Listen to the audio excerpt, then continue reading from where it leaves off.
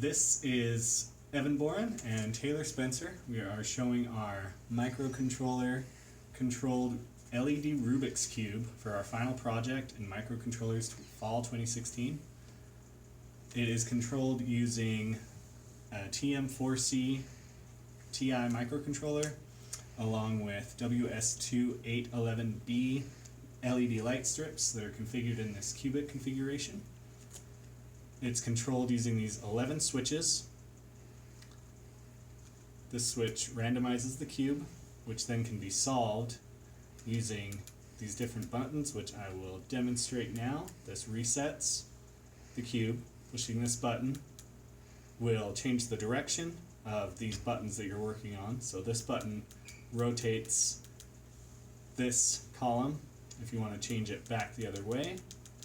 So these three now rotate the different rows. These three rotate the different columns along with their directions being different. These two buttons rotate the entire face so that you are looking at a different part of the cube. If you reset it, it's easier to see. You can see the whole face is changing. And from here, you could randomize, play the cube, and then solve it. That is our Rubik's Cube for our final project.